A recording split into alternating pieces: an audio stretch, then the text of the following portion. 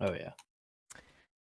For our audio only listeners, it's an Arnold Palmer. So I should just open with that sound. I think that would be the perfect way.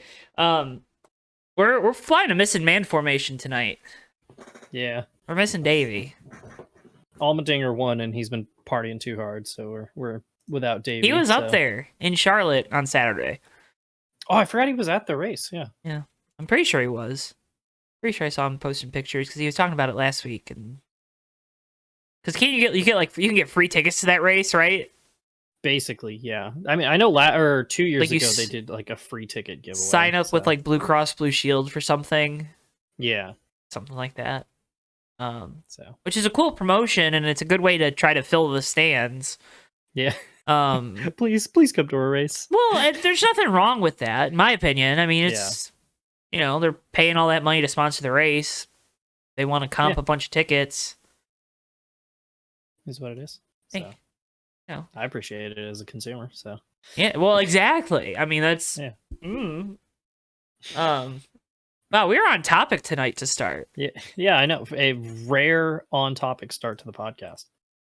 To give Davey credit, his cold opens are good, but holy... Can we just rag on Davey for the first 5 minutes since he's not here to defend himself? We're going to get some strongly worded messages if we do that. Dude, I can't wait. It's going to be great.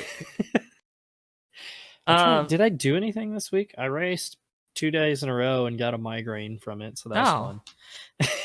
Is it that weight of, like, trying to defend your championship? No, weighing down on you? It was really hot. Okay. And I did a bunch of yard work earlier in the day, and I didn't drink enough water, and then I practiced really hard, and then I started getting a blind spot, and I was like, oh, and then I still won anyway, so. No. He's at that level now, folks. I got to my main event, and I was like feeling a little better, and I was like, okay, if I hole shot this one, I'll go, but if this guy beats me to the first corner, I'll just let him have it. And then I hole shotted him, and I was like, now I gotta try. So. Yeah. No, I didn't do anything. I just watched college football all day Saturday. I took Bristol for a bath. He got a bath on Saturday, so he's a nice smelling, soft doggy again. Awesome. And then I'll show you after this my friend's dog. He's like a Shiba Hound mix, and he has the most like comically oversized ears I've ever seen, and the most judgmental face I've ever seen as well. He's the best. Good. He's a good boy. Oh yeah. And then watched NFL and NASCAR on Sunday because it's the fall. Yeah. It's finally fall weather here in Michigan. It was like 50 degrees all weekend. It's 50 degrees now. My house is freezing cold because I'm not turning my furnace on, even though I am going to have to once my roommate gets home. So, well, save money while you can, folks. California weather, meanwhile, it was 99 on Saturday, and then it's like 60 today. And I was like, oh my god, fall's actually starting finally. It's only a month behind pace, but it's happening. So, yeah. But this is the Fake Racers podcast, not Weekend Delight with he's Matthew. Hello, that's Joe. Other way. There you go. one of those directions. I'm pretty sure it's opposite of you. I mean, we're on even footing this week. We were joking about it before we started, but we're like, I'm just pointing in all the cardinal directions. So. Yeah. This is, I feel so calm that Davey's not here. Is that bad?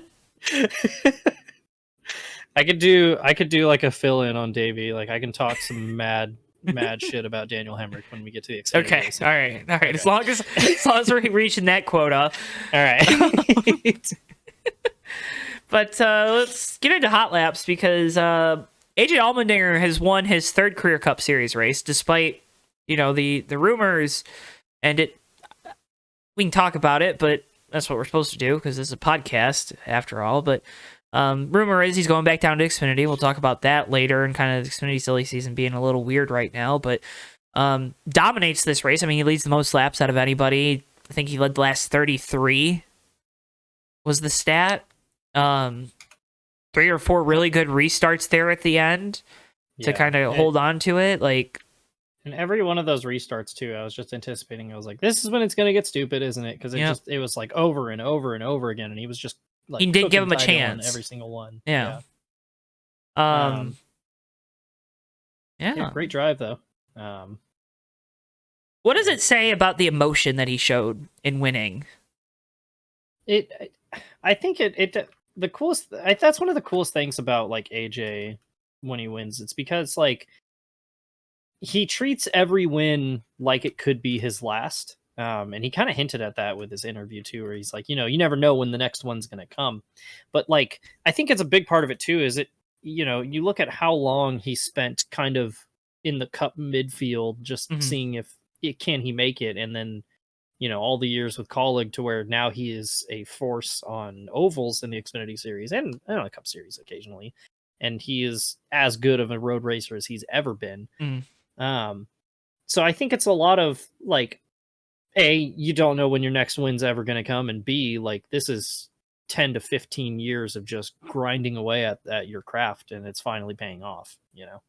I think it was, I was talking with our colleague, my colleague in the broadcast booth, Joseph Weaver, about it on our broadcast last night, but it's refreshing to see someone show emotion winning. Yeah. I mean, I think it gets lost on people.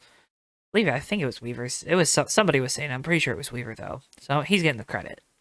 But to see a guy showing emotion winning, so many times these guys, they're just like, oh yeah, it's great to win this race. It's good points day, and like just to see. And not to say that like I don't need every driver to be like overwhelming with their emotions. You know what I mean? I don't need that. Yeah.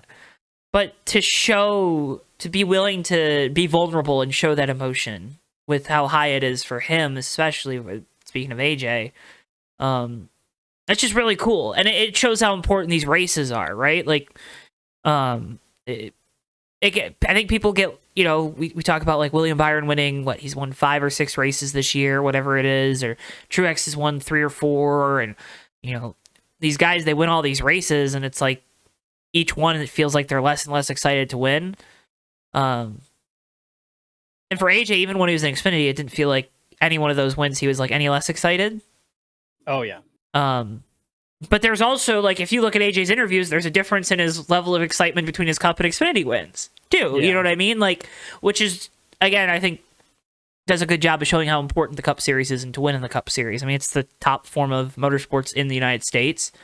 One of the top in the world. So, I don't know.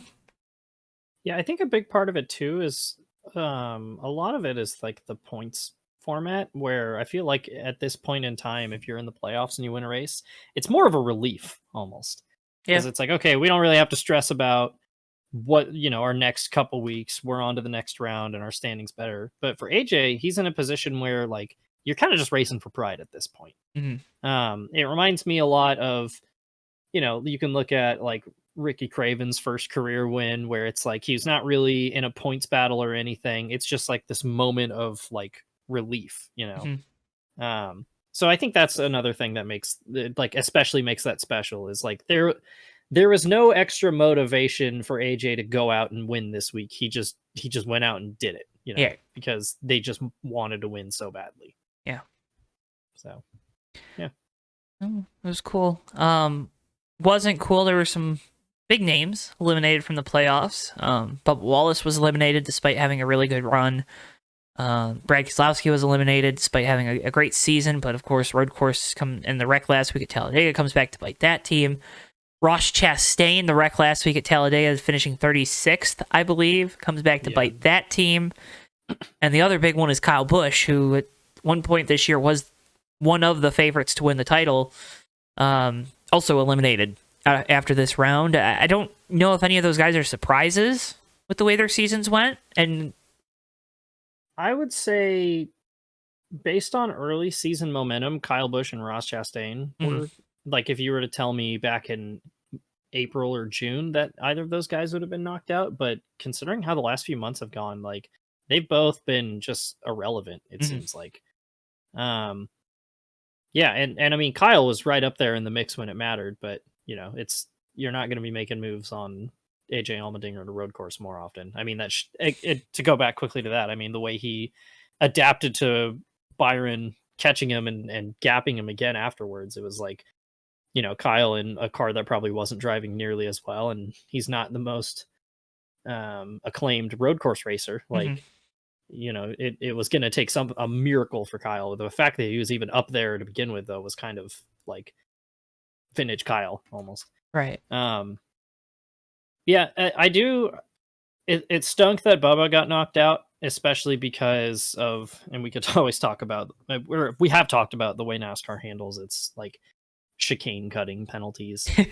It's so dumb that like you get pushed off or spun and then you still have to stop and serve a penalty after you've already been penalized. Like they need some sort of like common sense ruling, and that literally ruined Bubba's chances of making the next round. But the radio clips and his interview afterwards, where he was not super down on himself, and he didn't have to have his crew picking him up, like that's definitely a huge sign of personal growth, and like the fact that he and this team are building confidence, and they didn't walk into this race and go, oh well, we stunk anyway, we had no chance. Now, they had a chance, they ran great, didn't work out, but that's how it goes sometimes. So, and that's a team that has to win next year, right? Like, they have to win a race. I don't care where it is, but they have to win the race. Another team that has to win a race next year is the 6 team. They've been close so many times this year, but close doesn't matter at the end of the day. And Brad Keselowski was eliminated. It was a wreck last week, I think, that probably was what did them in. I believe they came into this race 10 or so points out. It's manageable. Yeah. But I also think next year there's two road. Well, we'll talk about the schedule, but might not set up very well for the 6th team with the driver that they have. Yeah, and unfortunately, it came apart too. Like, it was kind of a similar thing where like Brad had good pace all day, but he just made too many mistakes when it mattered, and he blew the front stretch chicane a couple times. So, yeah. But yeah, Chastain is the one that it's puzzling because their year. Ever since Darlington, I know they won at Nashville, but since Darlington, it feels like the edge was taken off. It kind of took the wind out of their sails, almost, it seemed like. Because, I mean, there was so many races early in the year that they dominated. Yeah. They were like... And then...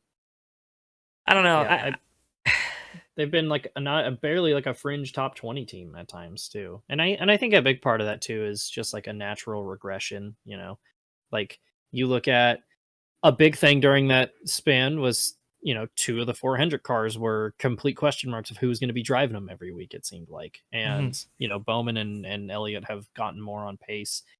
And, a number of other guys. Those are just 2 that off the top of my head. So I think that's a big part of it. But yeah, you didn't really see them just carry that momentum that they had earlier in the season and coming off last year. It just kind of fizzled out. So I don't know. Which is weird, too, because they finished second at Texas. Yeah, right? So, like, they looked like they were getting back to it, and then Talladega was a disaster. And this race just was, they were kind of what they've been on the road courses this year. So. All right, well, I don't really think there was anything else to talk about in the Cup race. I mean, standard. Rick Stenhouse had a weird fire. That was weird, but... Yeah. That's about it. He's okay. Yeah. Car may or may not be going to R&D, but we'll probably see. Should. Yeah. I did notice, though, because it was all coming out of the right front corner, which is right where he and Eric Jones had made contact. So I'm thinking and that's right where the exhaust comes out. So I'm thinking maybe it dislodged some door foam or something onto the exhaust. Yeah. That's like the only thing I could think of. So yeah. But yeah. That would make sense. That foam shouldn't burn is the problem. Yeah. So fun race, cool winner, and we're on to the round of 8. That's what we like. Sam Mayer won on Saturday. I don't know if he's classified as a cool winner, but he was I think he had to win. I'm remembering. I think so had to win the race, wins the race, qualified on pole, dominated it. That one team, they are good on the road courses. That's his third win of the year. Is it 3 in a row too, I think? Or no, Indy I think was in between there. Yeah. I think India was after Road America. but still 3 road course wins already. I mean, he's been faster and faster on the ovals this year too. Mm-hmm. And I think we even said this on the show that I was like, once Sam Mayer got that first win out of the way, it seemed like the rest were going to come after that. So, I don't necessarily know if he is a title favorite, but well, he's 4th in points going into this round. He's ahead of Cole Custer. Yeah. Also, I totally forgot too, because I'm looking at his results right now. His last 3 finishes were 37th, 35th, 38th. Yeah. So no, definitely a must win. Yeah. So this race though did have an absolutely wild like battle for that last transfer spot, because you had Kligerman, who was right up there. Hemrick literally missed it by inches. You almost pulled off the 3-wide pass out of the last corner. Sheldon Creed barely holds on because of that. Jeb Burton looked like he was going to battle for the win until he overshot the first corner and just pile drove Allgaier into the tires with it. Yeah. Jeb Burton that was embarrassing. Jeb Burton's so funny. He's got, like, there's raw talent there, but God, he makes some dumb decisions sometimes. So, yeah, I mean, I felt like both races this weekend were pretty good. So, yeah. It was a good solid weekend. Put on a clinic, right? Yeah. Like it. That's what you need that every now and then. You just need a good weekend of racing. You don't. Yeah. We don't need some crazy storyline coming out of the weekend, or we don't. I don't know. Yeah, and like there was the rumors that the Roval was going to go away, which I think would just be like a ridiculous idea. I mean, every single race here has been like an instant classic. So every race is going away next year. Yeah. NASCAR's dying. NASCAR. Didn't you know that? But Josh Berry, Parker Kligerman, Jeb Burton, Daniel Hemrick. 2 of those guys are going to the Cup Series next year, with Hemrick going to the Kaulig team, and then of course Josh Berry taking over for Kevin Harvick. Josh Berry with a very wimpy second full-time and final full-time year in Xfinity. Yeah, and I think we talked about this a few weeks ago too, where like there's been speed, but he's made mistakes, or wow, I just typed Josh Mayer, not Josh Berry. That's okay. He's been making mistakes. I think we all know the talent's there, and it's just like it's like we talked about, where they came into this year with actual expectations, and that weighs on you. So Daniel Hemrick just had another Daniel Hemrick season. There's not too much to talk about there. Jeb Burton, of course, got the win at Talladega earlier this year. Like you said, in a position to advance until he makes a mistake. For that Jordan Anderson team, I think chalk it up 12th place finish in points. That's a pretty successful season. Yeah. Oh yeah. And I mean, Parker Retzlaff has had a solid season too. Like it's crazy to go back a couple of years where they were struggling to even qualify for races, and now they've got 2 like solid top 15, top 20 cars. I remember they had to put Josh Berry in their cars so they could qualify. Yeah. That exploit the like race winner thing just to make the field. Yep. Yeah. And then Parker Kligerman, first full-time year with Big Machine Racing. Again, another very solid year. They're going to get a top 12 points finish. Yeah. So, and I mean, Parker's done a fantastic job in that car this year. So, I mean, we all saw it last year too, with when Jade Buford got kicked out of the car and they started putting the Cup guys in, and Reddick like immediately went out and won in it. So, like there's speed there. So, yeah. Yep. Okay. Sure. Oh, we did a good job. We're making good time. Yeah. I like it. We're speed running this. Well, I think this is where we're going to slog through it a little bit. So from the shop, you got the soundboard up? Oh, God. From the shop. Hang on, where's voice mod? Oh, man. I'm leaving all this cooperating. In. You just tell me when you're ready. Okay,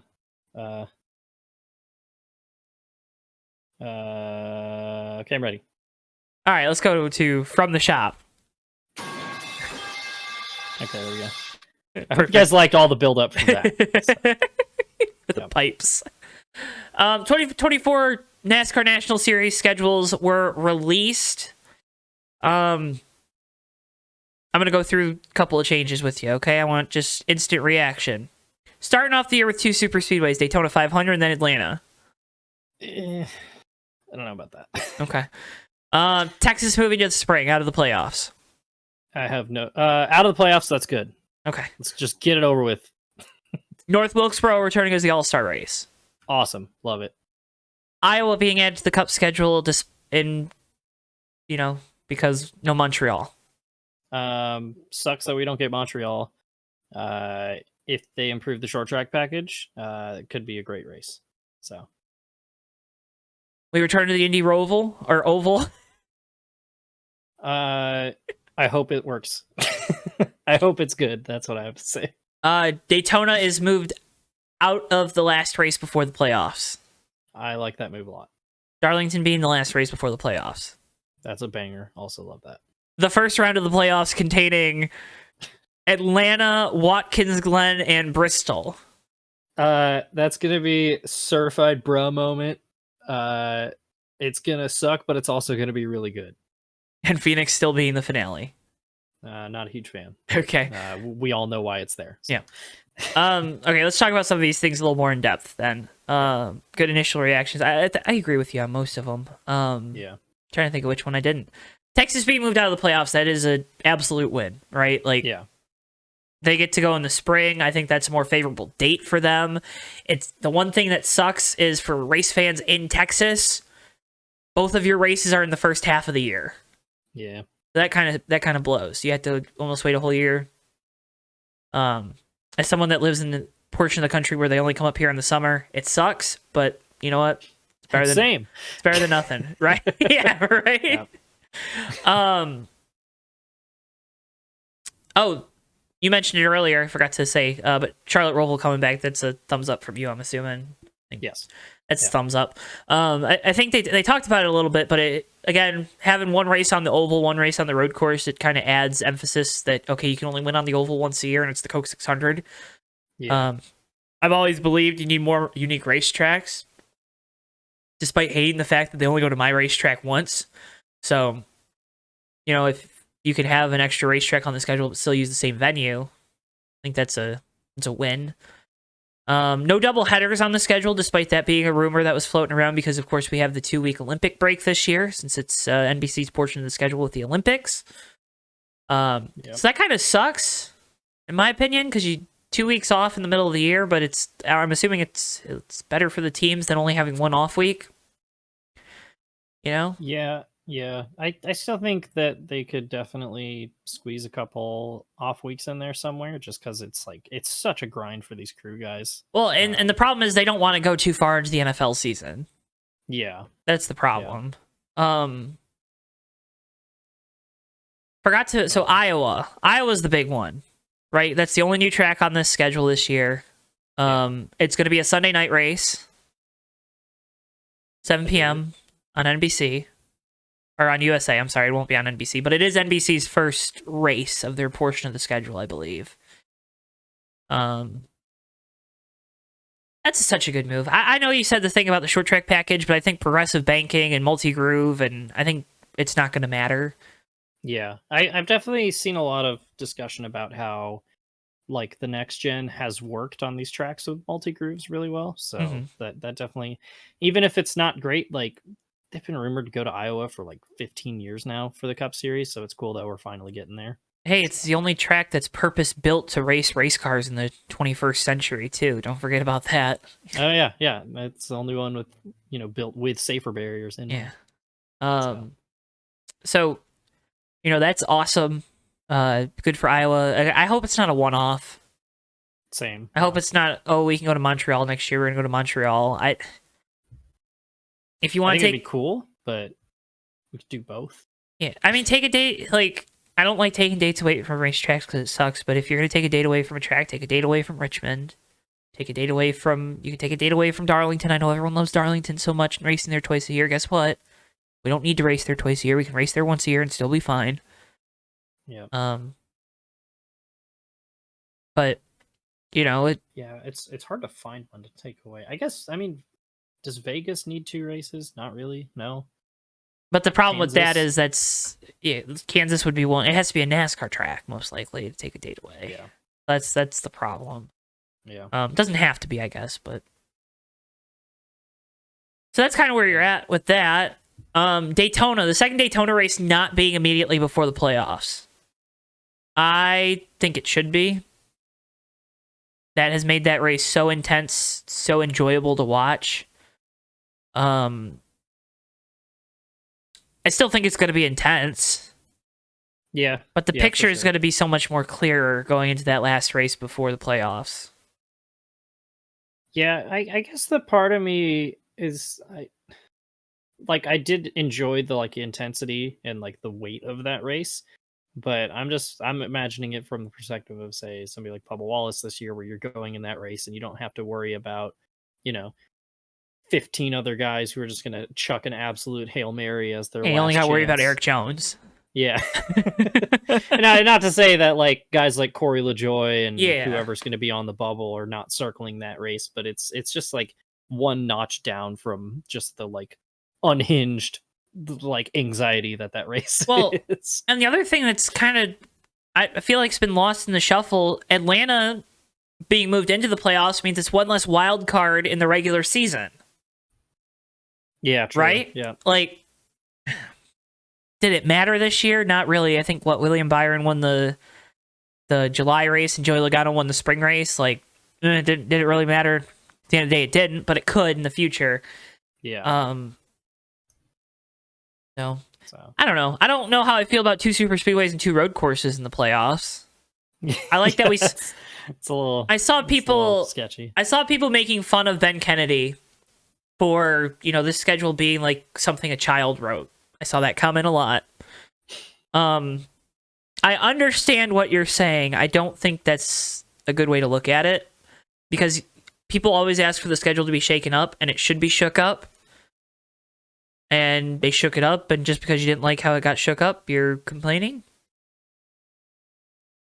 Yeah. It's going to change next year, too. I don't foresee Darlington being outside of the playoffs next year, because we won't have a 2-week break in the middle of the season. Yeah, that's fair. So everything will get moved back up a week. Either Atlanta or Watkins Glen, or both, will be moved back outside the playoffs. I have a feeling Watkins Glen would be more likely to get moved back into August or July or wherever, because sure. They might lose out on a lot of those camping numbers that they like to tout so much, with it being in September. Especially with how long, for 30 years that race has been on the same weekend too. Yeah. It's always been beginning of August, right? And it's we talk about all the time, Sonoma in the West Coast swing would be awesome, and I agree, but Sonoma's in the summer because of wineries that are all around it. Yep. It's there's literally nothing around Sonoma except vineyards. Yep. So makes logistical sense. It just sucks as a spectator. Yeah. People also I think I made the joke on the JTN Twitter account. Go follow it at Johto Network. Shameless plug. But we're doing Daytona and Atlanta the first 2 races. There's going to be a lot of junked race cars, but Ben Kennedy makes a good point. Hey, people that watch Daytona 500, they're going to more likely probably watch Atlanta and watch the whole race because it's the same racing they saw the week before. Yeah, I definitely did see that point a lot, and it's kind of annoying, but it makes sense. It makes sense, because if you can draw them in for 2, you can get them easier on that third. Yeah. And what is the third race? Is it still Vegas? Yeah, because then you go Vegas, Phoenix. I think Richmond moved up, and Bristol, of course, we've talked about this, but we're not going back to Bristol Dirt. Yeah. Actually, it is kind of funny how there is a natural kind of coming down effect, because it's Daytona and then Atlanta, Vegas, Phoenix, Bristol. It just gets slower and slower every week. Yeah. Um, Easter is March 31st. I believe they're racing at Martinsville that day. Nope, they're racing at Richmond that night. Easter night, they're racing at Richmond. So, before they did... This is a fun fact. Do you want to hear a fun fact? I do.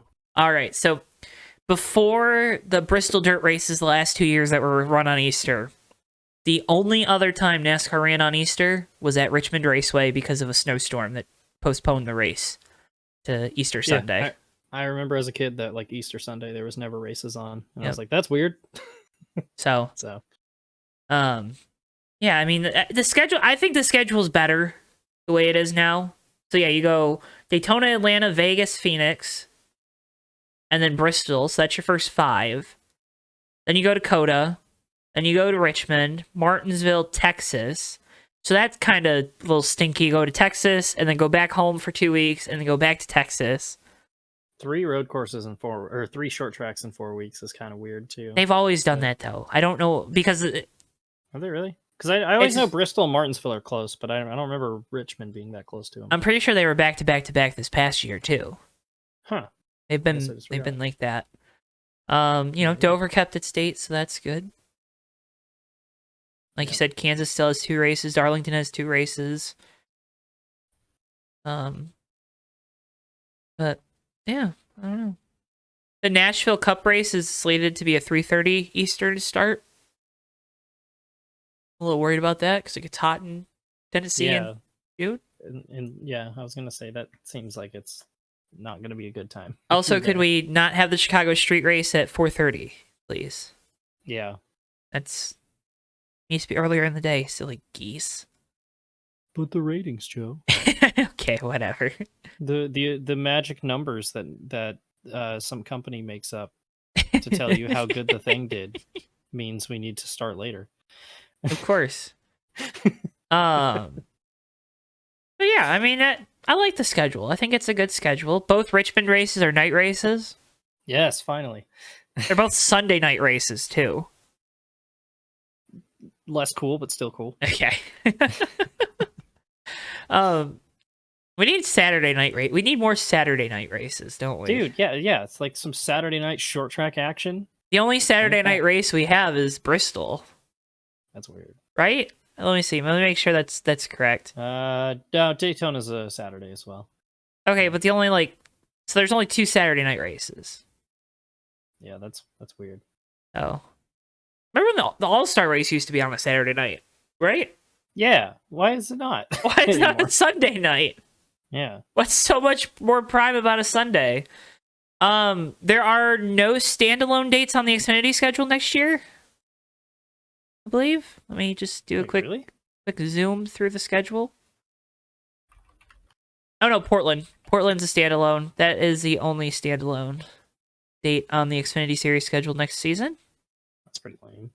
And then the only standalone date on the Truck Series schedule is IRP, but that's not really a standalone because it's the same. Or do they go back to Milwaukee? They go back to Milwaukee. Yes, they are going back to Milwaukee. So IRP in Milwaukee, but IRP doesn't count because it's literally across the street. It is not literally across the street. Let me tell you, it's about a 10-minute drive, 10, 15-minute drive, not across the street, but yeah, it's pretty much across the street.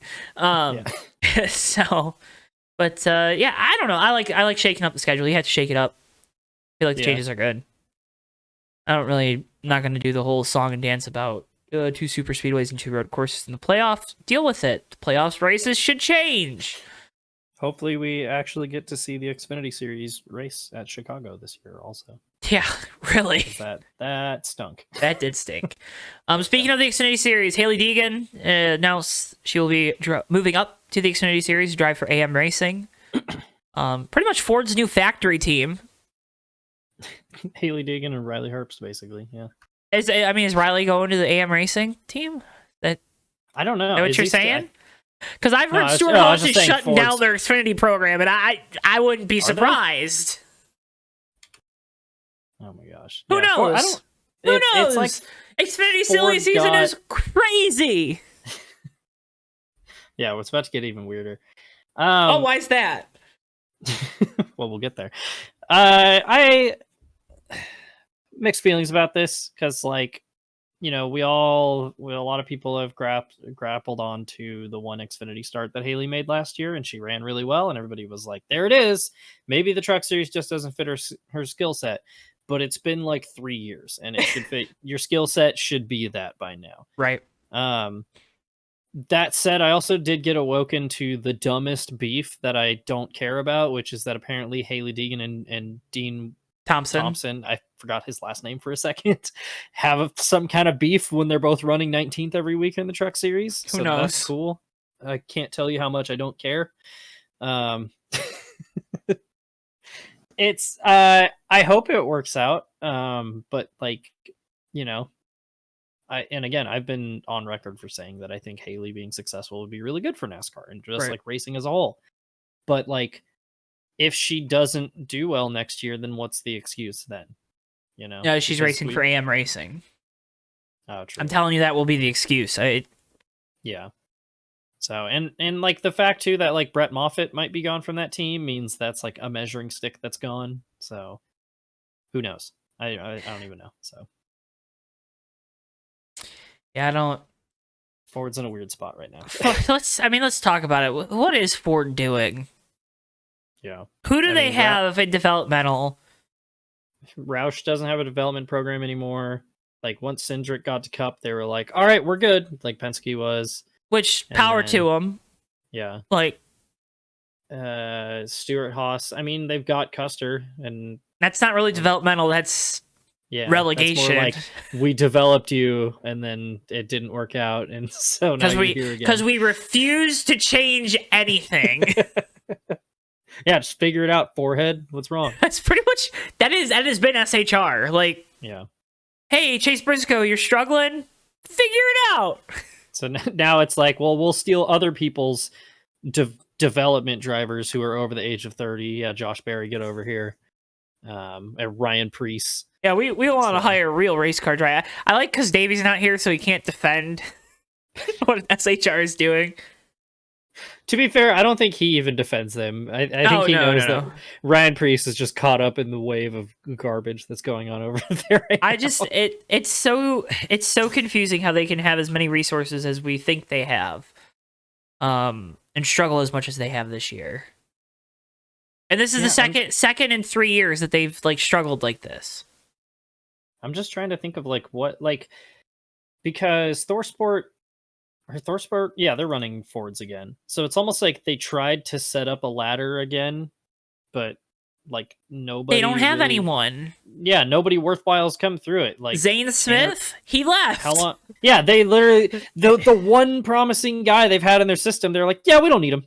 Whatever. Let's not help front row out at all to try to keep him. Yeah, we'll help Haley Deegan find a ride, but Zane Smith, a champion in our Fords, no, we don't need him. And a truck that does not have the amount of factory support that it should, no, don't need him. Like, you look at the other people they brought up, like Tanner Gray has done nothing in how many years? And now he's a Toyota guy. Yeah. Because they lost DGR. I mean, it makes no sense. It's so. We were talking about we did the. I don't know if I don't think you were part of this, but when Dave and I started this show, we had 3 weeks in the off season, that first off season, where we talked about Toyota, Chevy, and Ford. We talked about their development systems, separate episodes. We talked head to tail about the system, and we said, "Hey, Ford's in the best spot. Look at they got Cindric, they have." Briscoe, they've done a good job cultivating talent, but not being overbearing. Chevy, on the other hand, their system's just kind of loose and fast, and they have they're not like Toyota where they're hiring everybody under the sun, but they're also they're not like Ford where they're like really honing in on 2 guys. And then Toyota, I am a Toyota development system hater. Hello, look at my hat.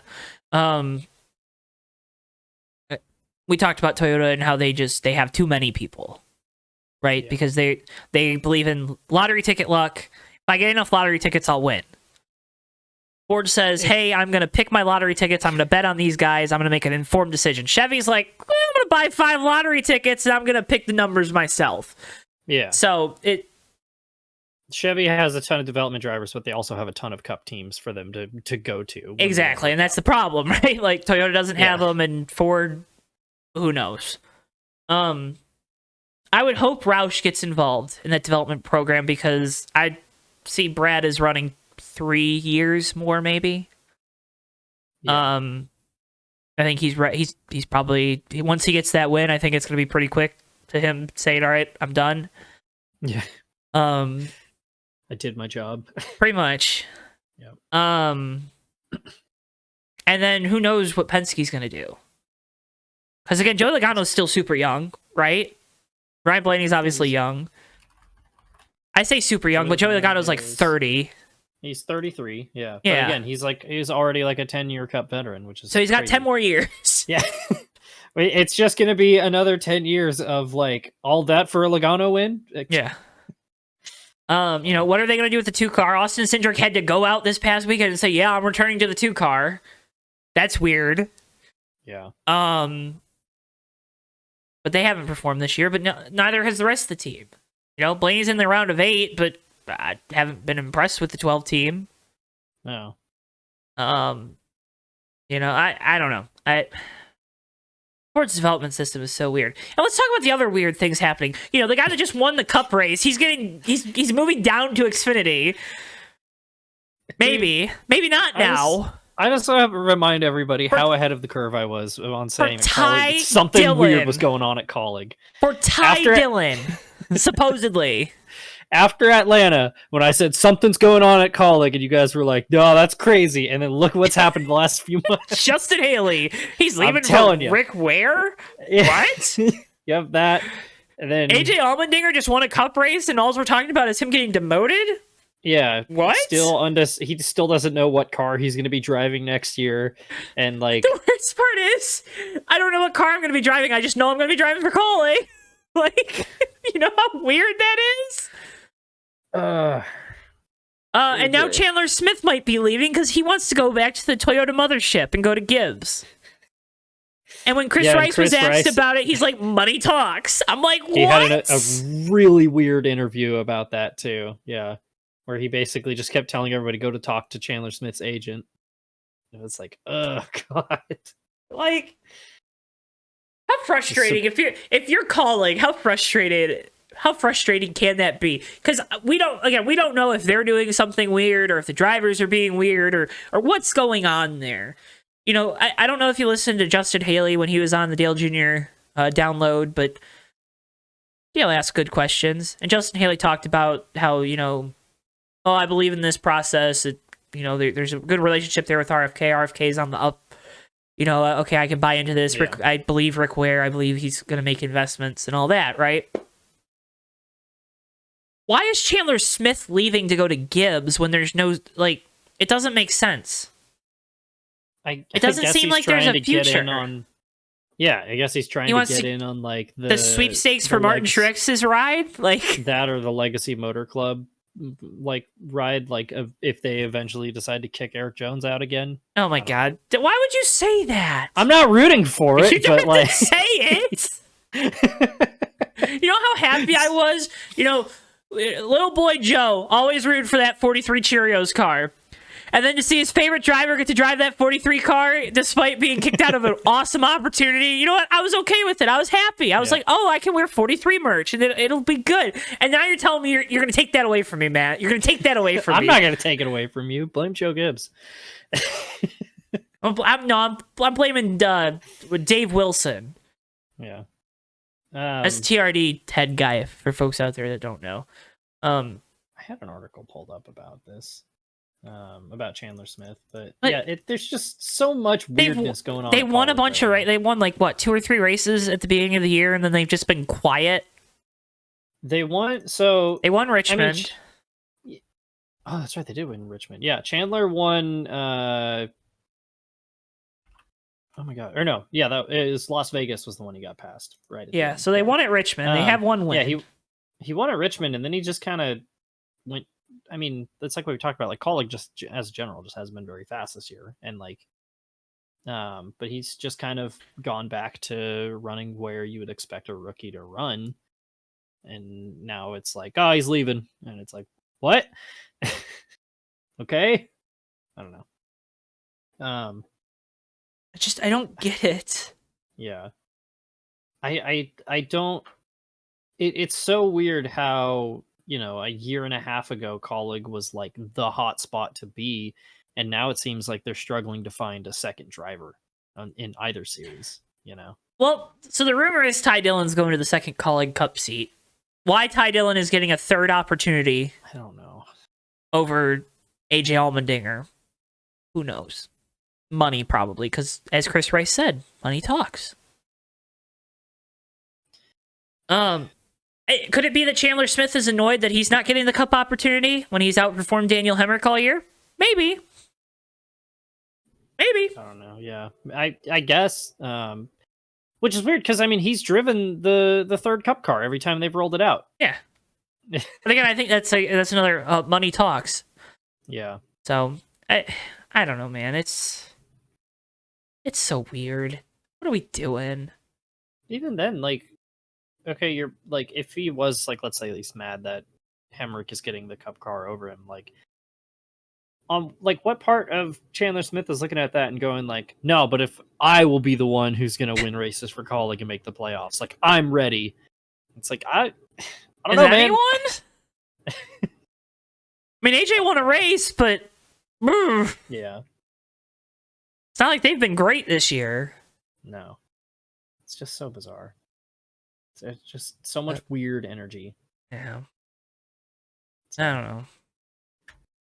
All right, Why am I getting spammed with notifications of Weaver tagging Dewey? Where is this at? Oh God. Sorry, I'm getting spammed with notifications. what did Dewey do? Our old Among Us server, Oh, Weaver is just tagging Dewey over and over and over again in there. oh, good. Sorry, You're good. there's our Among Us server with Kevin Swindell in it. So Oh, that's right. So Kevin Swindell's getting the tags yeah, too. he's getting spammed. All right. Bottom split moment of the week, Matt. I got mine. I'm gonna give mine first. You ready? Yeah, you go. I didn't even think about this. Okay. All right. My bottom split moment of the week. University of Miami Hurricanes. They are up. They have the ball with 30 seconds left in the game, a running clock. They are playing Georgia Tech. Georgia Tech has no timeouts left. In football, you can just kneel the ball down. They could have just kneeled the ball down and finished the game. Wouldn't have had to snap the ball again. No, they're going to run a draw play. Running back fumbles the ball. Georgia Tech gets the ball, I believe it was at their own 40 or so. So at the Georgia Tech 40, Georgia Tech drives down the field and scores a touchdown in 20 seconds. Miami was 4-0. They are now 4-1 or 5-1. Maybe they were 5-0. I don't know. They were undefeated and they were 17th in the country. They lost. They're still ranked. That's a farce. They literally did the miracle at the Meadowlands again. The worst part is this isn't the first time that this has happened with head coach Mario Cristobal. He's done this when he was at Oregon. They lost a game the same way to Stanford. So, that was my bottom split moment of the week. That was the dumbest thing I've seen. I'm thinking of, I don't know if I should make my bottom split moment the U.S. MX of Nations team or just the rest of the world, because France whooped everybody's asses this year from MX of Nations.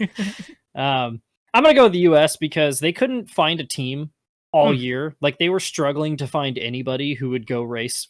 And it's basically like the World Cup of motocross. And they I don't want to say settled, because Aaron Plessinger, RJ Hampshire, and Christian Craig are all extremely good at riding a dirt bike. But it would be like if NASCAR was entering a World Cup and they sent Alex Bowman, Eric Almirola, and Corey LaJoy to go represent them. Because they finished 8th. So out of how many? So 37, which doesn't sound as bad on paper, but still you have most of the talent in the world. Yeah, it's the US, and the AMA is considered the pinnacle of motocross, and it's you couldn't get Chase Sexton or Justin Cooper or Cooper Webb. Eli Tomac blew out his Achilles, so he's out of commission. Oh, and by the way, Hayden Deegan just straight up didn't want to go because America or something. I don't know. What? And, oh yeah, but that is the most bizarre thing about Is he weird? He's weird. Okay, all right. Yeah. That's all you need to say. He's like his dad. He's very weird. Okay. And it doesn't help too that your series is being dominated right now by 2 young Australians, a German and a Frenchman. So, so yeah. Oh, and a Japanese guy too. Yeah. Fair enough. Good job, America. We killed it. You got a road to pro moment? Or do you need a second? I need a second. All right, my road to pro moment. My road to pro moment's gonna go out to, you know him, you love him. He's my weirdo. He is the one and only Jim Harbaugh. He is my weirdo. Michigan, second play of the game, pick 6 against Minnesota. battle for the little brown jug. Got to keep my little brown jug up on my mantle because we won. Not that it was ever a doubt, but Jim Harbaugh, the team always. So I don't know if you've seen these, Matt, but in college there's always like a turnover like item that the defense has. You get a turnover, right? Like Oregon State has a chainsaw. Tennessee tried to have a turnover trash can at one point. that failed. Net coach got fired. I believe that was Butch Jones. Or maybe it was Jeremy Pruitt. That's not right. Might have been Jeremy Pruitt. I don't know. It was somebody. Georgia has like the Road Warrior spikes pads. Well, Michigan does this. They have a pair of buffs. You know what those are, right? Sunglasses, right? Yeah. Okay. So they're turnover buffs, and they always take a picture with the defense as a team. And then they hang it up in Schembechler Hall, which is the team, like the big team meeting hall on campus and stuff. Well, Jim Harbaugh, he got into this picture. Corniest smile ever.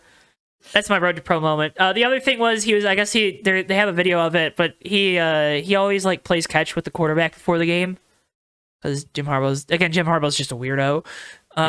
And he dropped the pass, and our quarterback JJ McCarthy just started clapping at him after he dropped it. So it's just Jim Harbaugh. I love Jim Harbaugh, man. He's our weirdo. My Road to Pro moment, also is football related, is the New York Jets this week. So last year, the Denver Broncos were coached by a young man by the name of Nathaniel Hackett, and it was a disaster. The team was terrible. If they scored 18 points a game, they would have gone like 15-2. It was absurd, like how bad their offense was. Hackett got fired mid-season after they got blown out by the Rams on Christmas. And it was overall just a mess. And the Broncos brought in Sean Payton, who's never minced his words before, and outright said that Nathaniel Hackett had one of the worst coaching jobs of all time. This is the guy he just replaced. Coaching in the NFL is very much like a fraternity, and you don't say things like that normally. And so it caught everybody off guard. And luckily, Nathaniel Hackett is now the offensive coordinator of the New York Jets, who are currently without their Hall of Fame quarterback that they traded for, and instead their so far bust Zach Wilson has been starting. And last week Zach Wilson actually played well, and this week they played the Broncos, and Zach Wilson again played well, and they embarrassed the Broncos at home 31-21, and Hackett got the game ball and everything, and everybody was super pumped for him. And Sean Payton looks like an idiot right now, so that's funny. So the videos of Hackett on the sideline were fun. Like when, it's like, yeah, everybody was so pumped for him. Yeah, so, yeah, that's the guy that probably shouldn't have been a head coach. Yeah, but and it's like don't get me wrong, Hackett was terrible last year as a coach, but he's not like a bad dude. No, and he was just it's funny when out of his depth. It's funny when people that are mean get their comeuppance, you know. Yeah. So, and currently, Sean Payton is 1-4, which last time I checked is a worse record than the Broncos had at this point last year. So, I'm pretty sure most of the roster is like the same, right? Yeah, they're this is also a team that gave up 70 points a couple weeks ago. Yeah. So. Oh, yikes! Maybe someone else is a bad head coach or something. I don't know. Ew. Maybe someone else is out of their depth. Did Sean Payton retire? Or leave the Saints like a year after they lost Drew Brees? He retired after 2021, so he coached one more season. Yeah, exactly. And then he retired, and then immediately started telling people he wanted to go coach their job. And it's like, okay, so you quit. Yeah. Well, I think the Broncos had to trade stuff to the Saints to get him. Yeah, because he was still under contract, but so that's why he couldn't just quit. Yeah, weirdo, what an idiot. Yep. That's a different show. Xfinity Series picks for this weekend from Las Vegas. I got a non-playoff guy winning. All right. Josh Berry. I was kind of thinking about that one. I'm going to say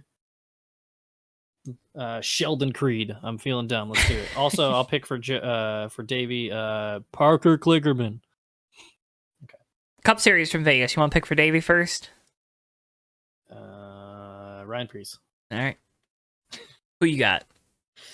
I got Give me Kyle Larson. They got through their tough round, so. Folks, I hate this driver so much. Well, let me tell you, he's probably gonna win because man, they are lights out. William Byron, and I don't hate William Byron. Like I was gonna say, I'm surprised you have a strong enough opinion on William. It's not that I hate William Byron. It's just I wish he showed he was allowed to have a personality. Yeah. Instead of I wear a big hat when I win and candles. Like that's not to say he's a bad dude. Like I hate like when we talk like that way, but it's not like he's a bad dude or like there's a reason I don't like him. It's just I don't know. I'm just waiting. He's just there, so it's not like I don't like him. That's probably not a good way to say like, oh, I hate him. I don't hate him. I've seen, and I'm not a William Byron like fan. This is not me fanboying. I'm just waiting for everybody to just finally admit that William Byron's really good. Yeah, isn't that weird? Like all of the discourse around him is like, oh, William Byron, he's mid. Which I could go on another rant about how much I hate the word mid. You're mid, but it's just like no, he's just really freaking good at driving a race car, and he always has been. I mean, yeah, he's boring. Like just say that he's boring. Yeah, that's all it is. Yeah, he's extremely talented behind the wheel of a race car. It's so. But yeah, that's the podcast this week. We drug a little bit there through the center, but I think we did a good job. I think it's fine. I thought we were on pace for like a 30-minute episode. We were at the start, and then we were like, "Hey, let's talk about the schedule. Let's talk about the Xfinity Series silly season." But yeah, let's make fun of Kaulig again. Exactly. Oh, they won the race. Let's make fun of them. I mean, we did the same thing last week. We talked Ryan Blaney won, and then we immediately talked about how Ryan Blaney's not good. It's a farce. Remember, folks, to make sure you click the like button on the video, you like the podcast, you leave us a review on your podcast platform. Reviews do a lot. They help these things get recommended to more people and stuff, so we encourage you to leave a review, a 5-star review at that. We'd appreciate it if you did, especially if you're listening. If you listened all the way through and you've been listening all the way through, leave a review. It takes like 2 seconds. Just say, I love this podcast. Can have zero substance. I don't care. Just 5-star review. Also, make sure you're following us on our social media at Fake Racers on X, as well as, I believe, on Threads. Because who knows when Twitter's going to die. Not fast enough. No kidding. You can also follow at Johto Network on Twitter, Facebook, TikTok, Instagram. Also on youtube.com/at Johto Network. Also, we also have JTN2, which if you're watching the video form of this, you're on JTN2, so hit subscribe. Matt's waving at you. It's somewhere. It's like right down below Matt. Like just there you go. It's down there somewhere. Yeah. So click the subscribe button. That's always a big help. We're trying to build this second channel to give you guys more of this style of content. It's also our home for Oof Sides, which Matt does a great job hosting each and every week. Dewey doing a good job on stats, and Steven and Jack doing a good job at Poke and Dewey. But that's a great show if you're looking for a more casual football experience with some good little tidbits here and there. So, yeah, I don't know. I feel like when I listen to Oof Sides, it's like I'm listening to I'm like talking shop with the bros, you know? Like it's not. Yeah, that's kind of the energy. It's not like super serious, like some of these football shows where they're like, "Oh yeah, you saw the blocking assignments there." Yeah. Yeah. The main like influence is it's a show called Three Guys Talk About Football, and the only way I could describe it is wildly unprofessional. Yeah, but it's fantastic. So just go listen to Oof Sides because it's like that. Yeah, but slightly worse.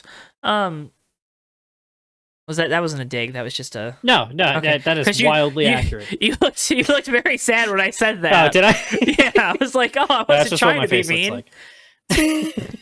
I just look sad all the time, man. I'm not actually sad.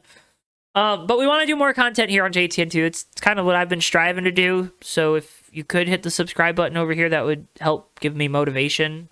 Say you want more content here on JTN2. I like doing the race breakdowns. I wish we could get Davey to do some of those and Matt to do some of those. Like, Davey, if you're listening, do some race breakdowns. This is a call-out post. Pretty much. I mean, this episode, anytime we've mentioned Davey, we've been like saying something negative. So let's build him up. Let's say something. Let's both say something positive about Davey. Matt, why don't you go first? He's very good at sim racing. He is very. That's not a dig at all. Davey's like the best friggin' sim. It like makes me mad every time I've raced Davey in an arm. Like, how are you this much faster than me? So, my compliment to you, Davey, if you're listening, which I know you are, is you are very emotionally intelligent. Yeah, I was gonna say he's like very dedicated to like the people and things that he likes. Also, Yes. That dude is ride or die with the people that he likes. So not dedicated enough to come do this show this week because he's at a concert, but which her backstory, I got invited to said concert as a joke. I was told about this last week. And again, Davey lives in, pretty much the other side of the country from me. Yeah.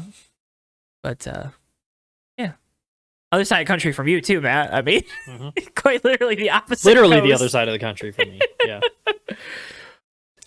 It would be hard for me to get further away from Davey without leaving the continental U.S. But I appreciated the experiment in thought.